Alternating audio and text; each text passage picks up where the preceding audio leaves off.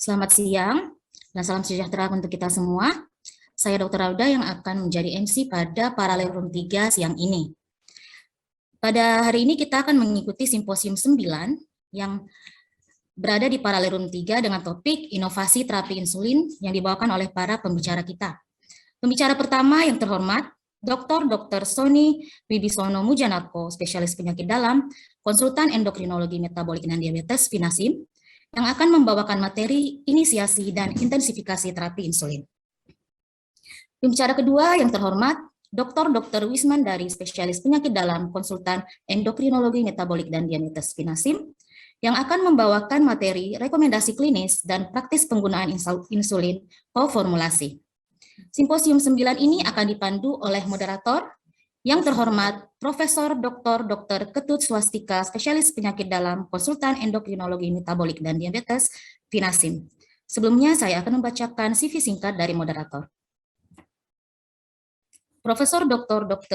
Ketut Swastika, spesialis penyakit dalam, konsultan endokrinologi metabolik dan diabetes Vinasim, meraih gelar doktor pada tahun 1930, internis 1988, konsultan endokrinologi metabolik dan diabetes 1997, doktor 2000, dan profesor penyakit dalam pada tahun 2002.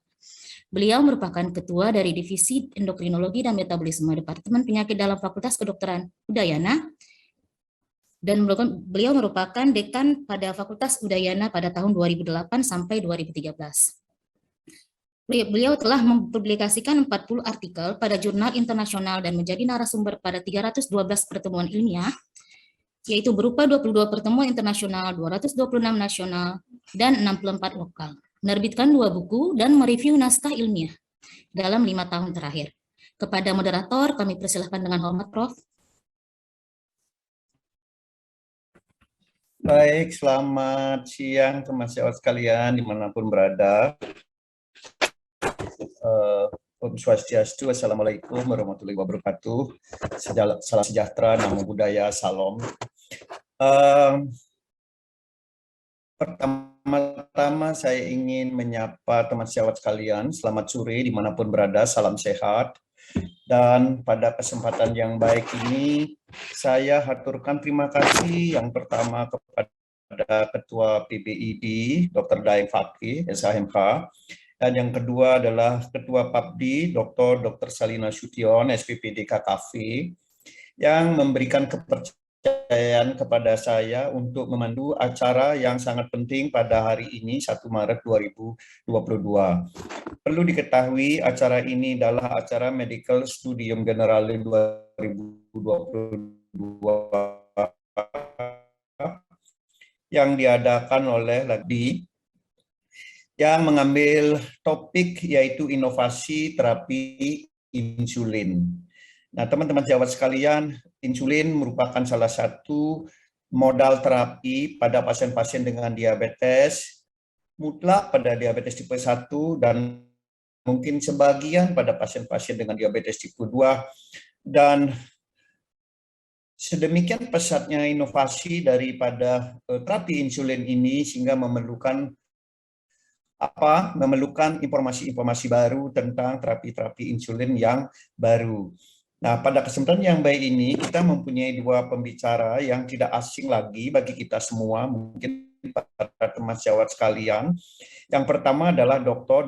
Sony Wibisono Mujanarko, SPPD KMD, yang akan berbicara tentang inisiasi dan intensifikasi terapi insulin. Yang kedua adalah Dr. Wismandari, SPPD KMD, beliau dari Jakarta, RSCM, sedangkan Dr. Sony dari Surabaya, ya, Rumah Sakit Dr. Sutomo. Dr. Wismandari akan berbicara tentang rekomendasi klinis dan praktis penggunaan insulin co-formulation. Baik teman-teman sejawat sekalian, saya tidak akan panjang lebar dan saya mulai akan mempersilahkan kepada pembicara pertama, Dr. Sony, yang akan membicarakan tentang inisiasi dan intensifikasi terapi insulin. Silakan Dr. Sony. Baik, terima kasih Prof. Ketut Swastika. Senior saya di kepengurusan terkait Mohon maaf, apakah suara saya jelas, Prof? Jelas, Dr. Sony, jelas. Ya, Assalamualaikum warahmatullahi wabarakatuh. Selamat siang dan salam sejahtera teman sejawat semuanya. Saya juga akan terima kasih juga kepada Ketua PBID, Dr. Daeng MPG SHMH. Demikian juga ke Ketua Umum PASI, Dr. Sali, Deputi KKP, yang mendapatkan tugas dan ini ditimpakan saya, Pak Mata, Ketua PB Perkeni. Terima kasih, Prof. Dan juga saya sapa juga rekan saya, Dr. Wismandari. Baik, saya mencoba untuk share screen dulu, Prof. Apakah sudah nampak ini, Prof?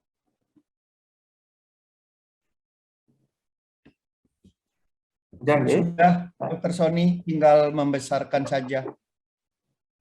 Ya, mohon maaf, saya masih di rumah sakit ini, jadi mohon maaf kalau sinyalnya agak terganggu. Ya, terima kasih. Selamat siang para guru besar, teman sejawat semuanya yang hadir pada sesi studium general medical studium general tahun 2022. Ini satu hal yang memberikan bagi saya dapat ini. Jadi betul sekali teman sejawat semuanya bahwa pada penderita diabetes nanti ujung-ujungnya ada memang sebagian kecil masih memakai oral anti diabetes dengan lifestyle, namun pada ujungnya bisa saja sampai ke insulin. Nah, insulin ini ada strateginya yang disebut inisiasi dan intensifikasi. Nah, ini topik-topik saya ada 5. Nah, sebelum melangkah ke topik, saya sebutkan epidemiologi kita. Ternyata pada penderita diabetes ini seiring peningkatannya dengan di dunia dan bahkan masuk ke 10 besar baik dunia maupun di Asia Tenggara. Yang tidak lupa bahwa diabetes ini meningkatkan risiko untuk penyakit kardiovaskular, yaitu sampai 2-3 kali, bahkan kematian akibat kardiovaskular original diabetes itu 50%. Di samping itu, risiko untuk gagal ginjal pun juga tinggi, kurang lebih 40%, bahkan yang mikroalbuminuria hampir 60%. Nah, oleh karena itu, maka kita mari mengetahui bagaimana menangani diabetes ini supaya tidak jatuh ke komplikasi kronis. Nah, di bawah bimbingan daripada Prof. Swastika, Perkeni tahun 2021 sudah menelurkan launching buku panduan penanganan diabetes, baik mengenai oral anti diabetes maupun mengenai insulin. Nah, kalau kita lihat bahwa bila ada pasien baru, maka ada pilihan-pilihan beberapa pengobatannya. Kalau bagaimana dengan pemberian insulin, maka kalau kita menjumpai pasien baru HbA1c 7,5, nah ini bisa saja dikombinasi dengan satu macam obat. Bila sebelumnya sudah memakai satu macam obat.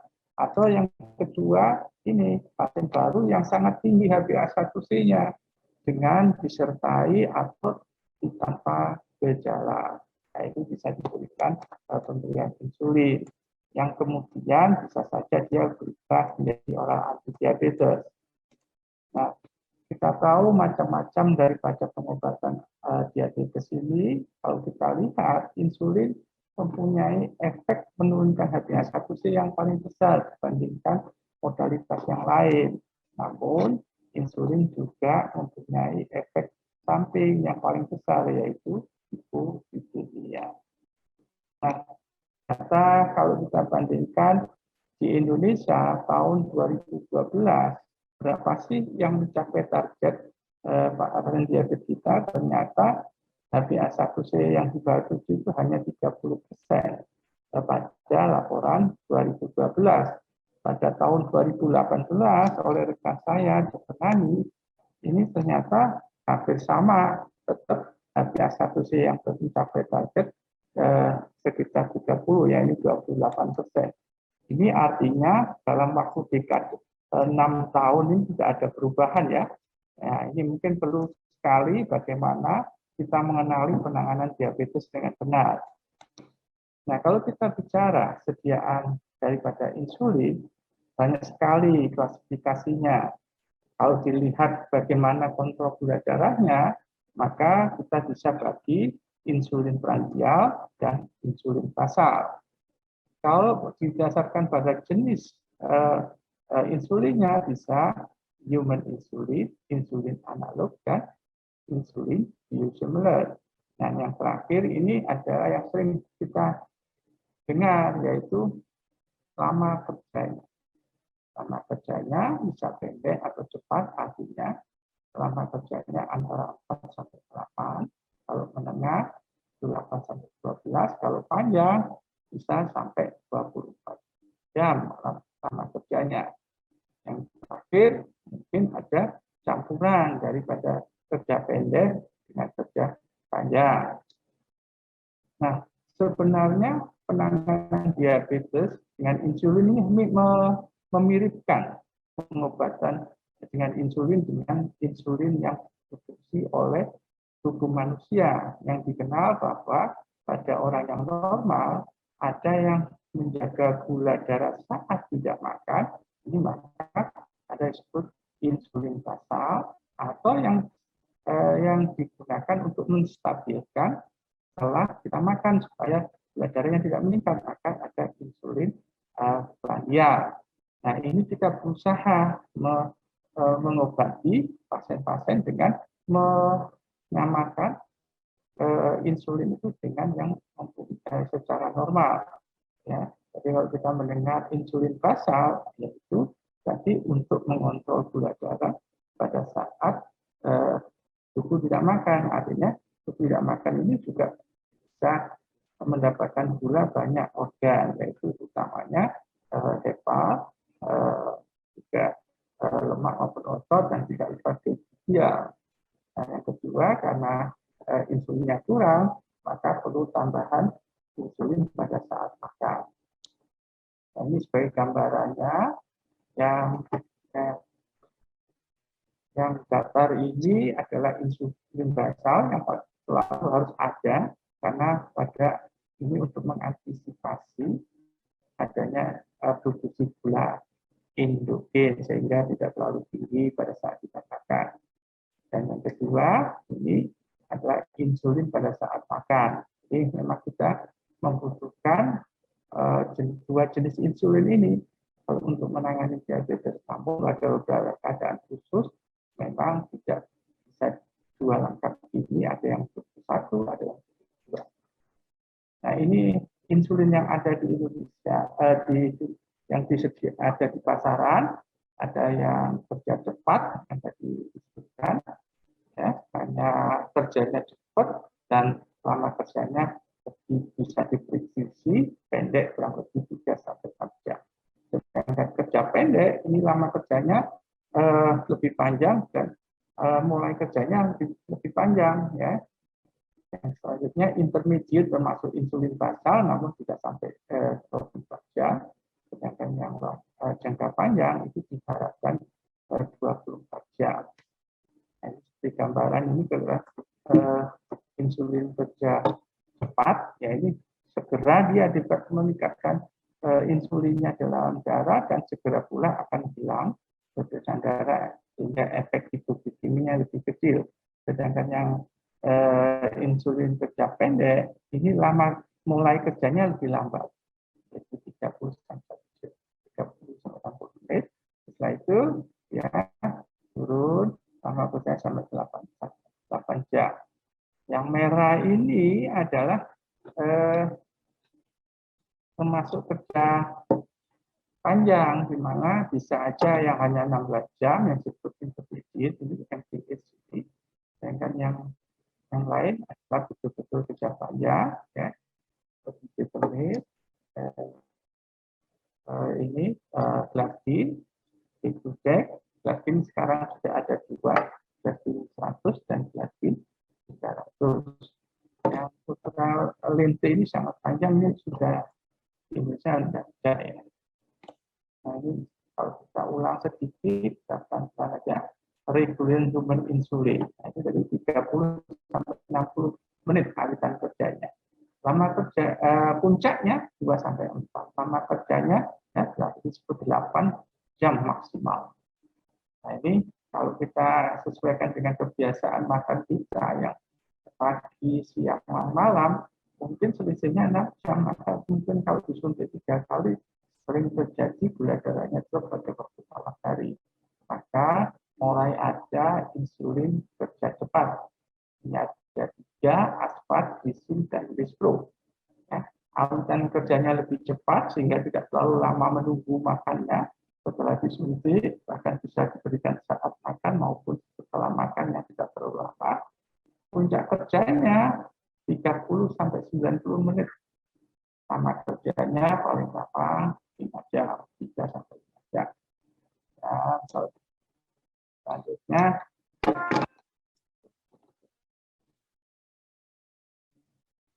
ya, selanjutnya yang kerja panjang. Ini ada yang human, intermediate, sedangkan yang analog ada determin, larkin, dan detail.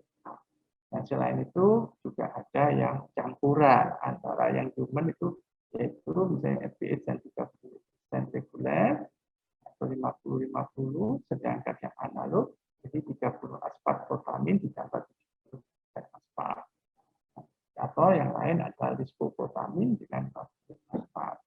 Nah, ini yang kita ada di pasaran yang perlu diperhatikan adalah ini awitan kerjanya dan lama kerjanya. Saya tahu kita masing-masing orang, pasien kita itu makannya berapa kali, ada yang 2 kali, 3 kali, ada bahkan yang 1 kali. Oke. Sehingga kita bisa secara individu kita bisa memberikan insulin yang tepat. Ini adalah insulin biosimilar.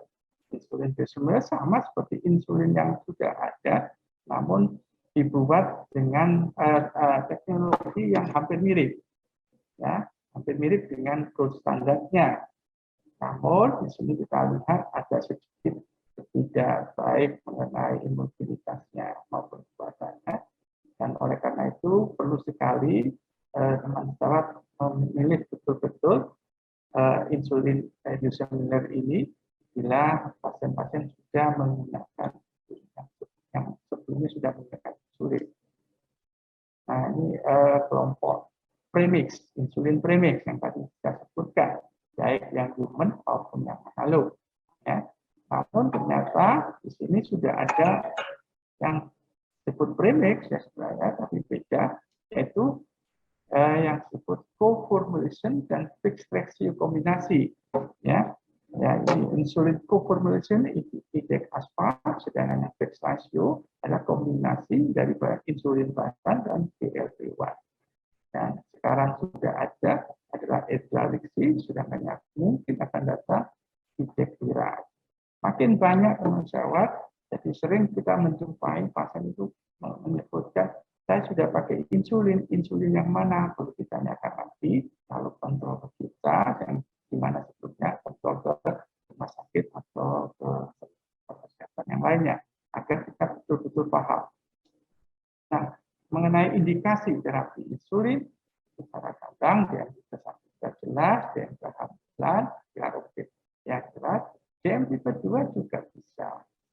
Ada pasien-pasien yang sudah memakai kombinasi obat oral antihipertensi ini buat dipermakan, atau yang mengalami dekompensasi metabolik pada pemakai steroid atau mau melakukan operasi. Ada beberapa penyakit kronik tertentu seperti TBC, artrititis, kanker kulit ginjal juga dibutuhkan insulin. Kalau secara lebih rinci bahwa DM tipe 2 yang orang dewasa ini bisa saja mendapatkan insulin yang tadi disebutkan guideline bahwa orang yang mengalami hiperkatabolisme. Apa itu? Yaitu orang yang ada gejala hiperglikemia, polipeptid, polipeptid dan poliuri dengan kadar hati asam lebih besar dan atau gula darah sesakatnya 250.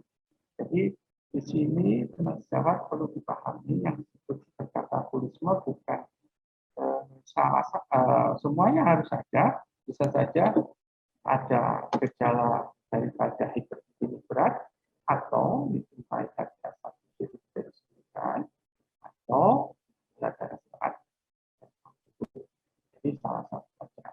Dan yang kedua kita juga bisa memilihkan di pedoman kalau disebutkan NPH itu juga bisa diberikan 1 atau 2 kali tergantung kebutuhan. Pada beberapa pedoman termasuk di ini, insulin yang mulai dipakai pada penderita diabetes yang sebelumnya dipakai insulin biasanya digunakan insulin basal. Nah, ada yang juga di pedoman ini juga disebutkan bahwa insulin kalau membutuhkan bisa dipakai insulin basal analog, ya, di mana profilnya tadi di dalam farmakokinetik dan dinamis lebih baik dibandingkan daripada insulin basal yang bulat. Keunggulannya apa?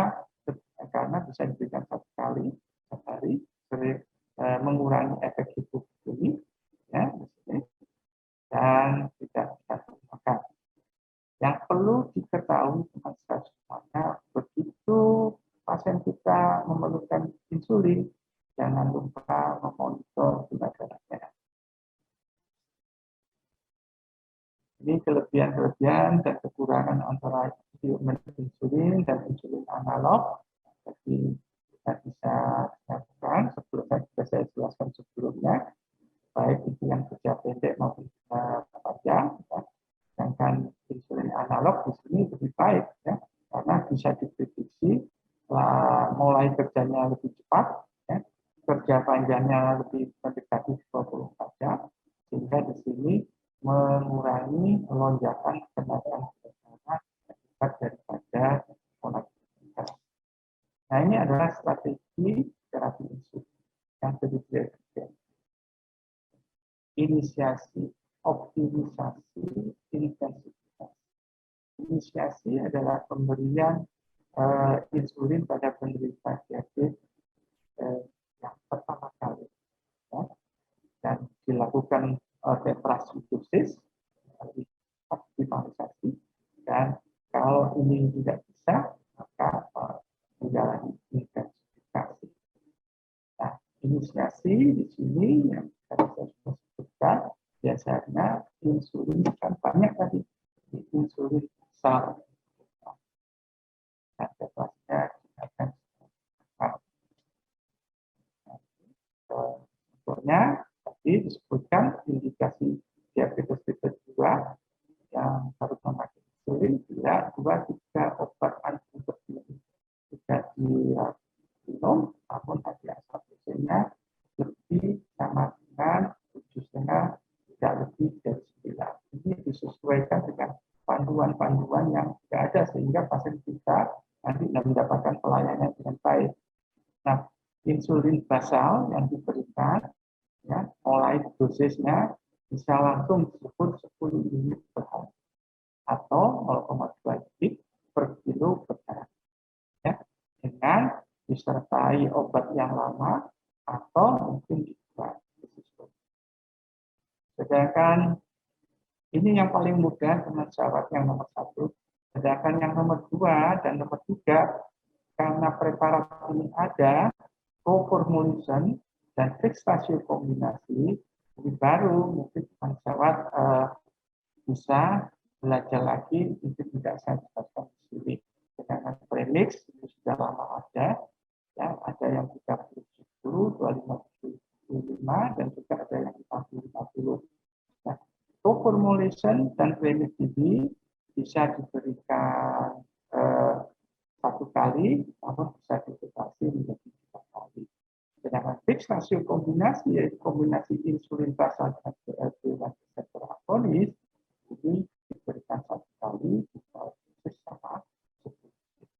Ini tapi paling mudah adalah yang nomor 1, insulin basal 1 kilo,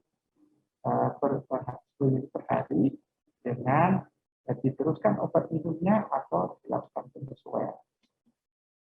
Nah, intensifikasi ini lebih rumit. Ya, nomor satu aja teman sejawat, yaitu insulin basal tadi yang sudah diberikan, ya, dengan disertai minum obat atau tidak, ternyata HbA1c-nya masih lebih dari 7. Dan bila insulin basalnya telah mencapai 0,5 unit per kilo per hari, maka saatnya lah kita memerlukan bukan saja insulin basal, tapi bisa dilakukan pemberian insulin raya. Ya, ini. Nah, ini algoritma yang paling lebih mudahnya, ya. Jadi 2 macam obat, ya, HbA1c setengah, nah, ditambahi basal, ya, dilakukan intensifikasi yang sebelah kiri basal insulin mulai 10 unit, ya, atau 0,2 terus dioptimisasi sampai 0,5. Kalau sudah mencapai ini, pasien kita sudah mulai melakukan fase intensifikasi. Nah, yang perlu diperhatikan ini optimalisasi, yang seringkali kita tidak bisa memantau dan tidak menganjurkan, dosisnya tidak berubah-ubah, sehingga pasien-pasien yang seperti tadi dijumpai penelitian tahun 2012 sampai 2018, 30% tidak terkontrol, 30% saja yang mencapai HbA1c. Ya. Nah, yang satunya tadi insulin basal, pakai insulin. Bisa saja insulin basalnya pakai premix yang diberikan 1 kali sebelum makan malam. Ini dititrasi juga, yang bisa saja sampai dosis maksimal ternyata tidak bisa, kita melakukan intensifikasi. Yang lebih rumit dan lebih mahal ini yaitu dengan co-formulation maupun fixed ratio kombinasi. Nah, fase intensifikasi sama seperti tadi, sudah pakai insulin dan juga pakai OAG, sudah dilakukan. Kita apalin yang paling mudah dan ada di semua fasilitas kesehatan. Ya, seperti yang kita ambil yang di sini, di yang sebelah kiri.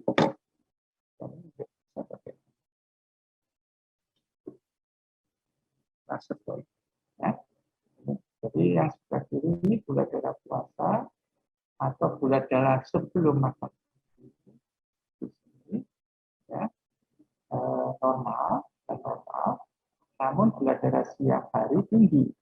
Jadi kan yang gula darah siang hari tinggi, tapi paginya sudah mendekati normal. Ya. Maka perlu tambahan 1 insulin panjang, ya, yang kita macam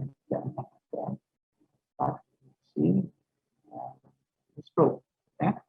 Ini bisa ditambahkan 1 bila tidak bisa mencapai target, 2 kali setiap bulan dan ada 3 kali.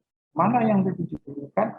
Kita tadi memantau gula darahnya. Bila setelah puasanya tercapai 80 sampai 130 dengan basal, namun HbA1c-nya masih lebih dari 7, maka kita lakukan monitoringnya setelah makan. Biasanya makan yang paling besar. Nah, di situ kita lihat kalau lebih dari target 180, maka kita mulai berikan prandial.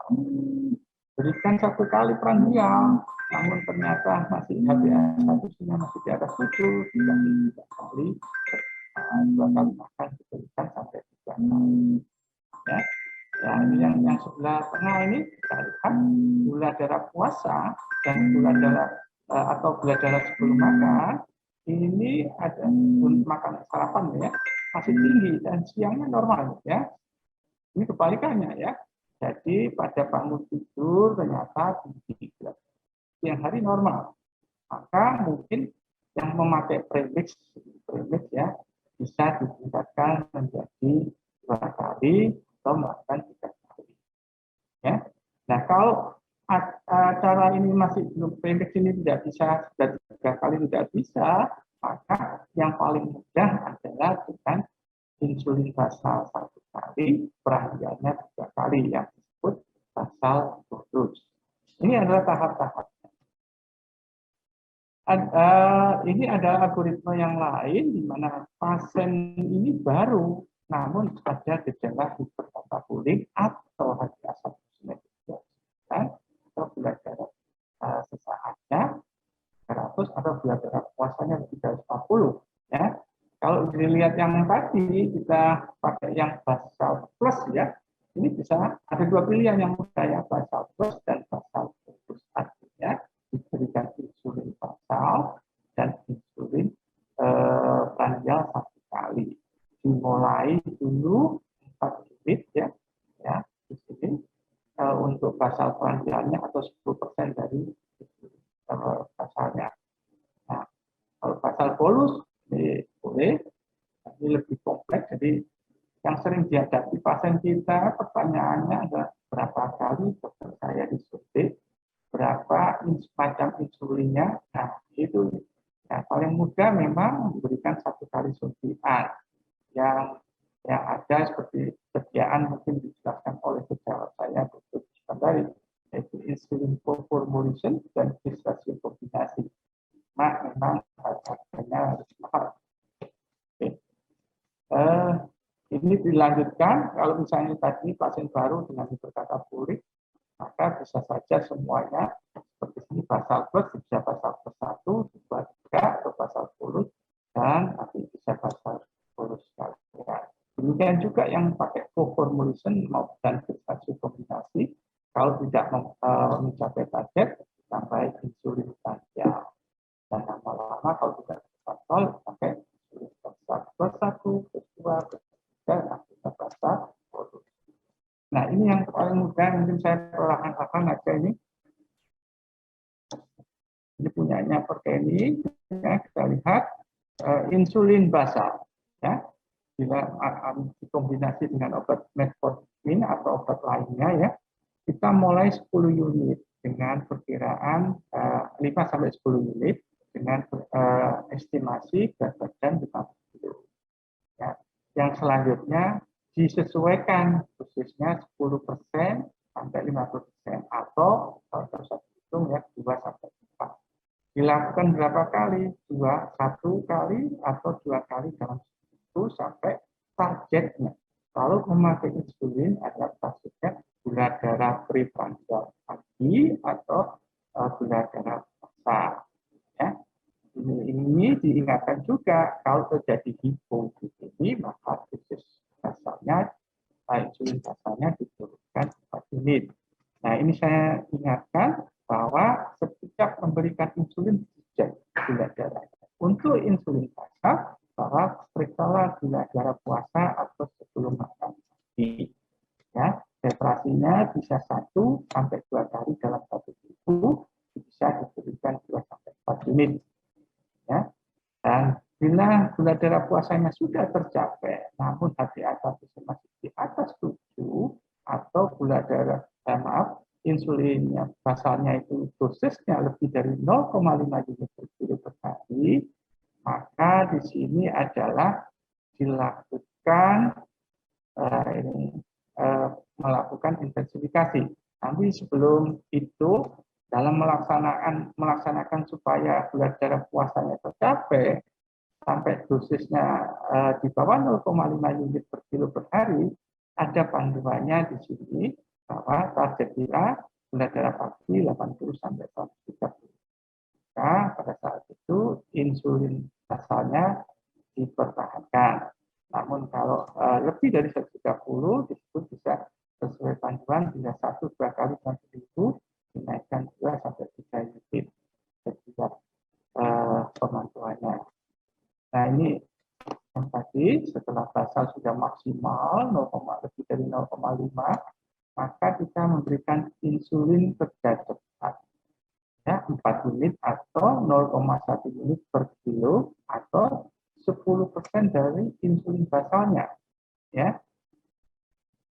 Dan juga dianjurkan bila sudah mendekati 7, yaitu HbA1c di bawah 8, maka insulin basal yang sebelumnya jangan dikasih putus, tapi dikuranginya. Dan mungkin yang sebenarnya ini adalah kalau hanya tersedia premix, maka kalau pemberian klinik 1 kali bisa ditingkatkan 2 kali. Ya, di mana pembagiannya dibagi 2 dalam 1 hari, 2/3 pagi dan 1/3 malam. Atau tergantung makanannya, kalau sama banyaknya maka 1/2 pagi, 1/2 malam. Sekali lagi penyelesaiannya sama. Ingat saja peningkatannya 10-15% dari dosis yang pakai. Yang kedua, jangan lupa kalau terjadi hipoglikemi, maka sama diturunkan 2 unit sampai 4 unit. Sama ukurnya 10% sampai 15-20%. Dan kalau itu gagal semua, baik insulin basal plus 1, plus 2, atau memakai premix 1 kali, 2 kali, akhirnya jatuh ke basal bolus. Nah, ini sebenarnya ini paling simpel ya, karena di sini bisa menyesuaikan dengan kehidupan. Kalau makannya 2 kali, tidak makan siang, cukup basal 1 kali, dan setiap makan diberikan belanja. Setiap makannya diberikan insulin basal. Slide yang saya pakai mungkin ya, ini cara macam-macamnya. Saya masih mengalami pemberian insulin pada speed ya, agak susah aplikasinya, namun sekarang sudah ada insulin dalam pena. Dan yang terakhir juga dengan teknologi tidak dilakukan pemeriksaan gula darah secara manual, tapi secara maaf ini glukus yang sampai insulin pump ya. Oke. Nah, ini diingatkan sekali lagi, targetnya adalah HbA1c/7 dan gula darah puasa sebelum makan, puasa 81-90, gula darah kapiler 1-2 jam setelah makan kurang dari 180. Ya, terima kasih, itu Prof. Ketut. Mungkin bisa nanti ada pertanyaan. Terima kasih.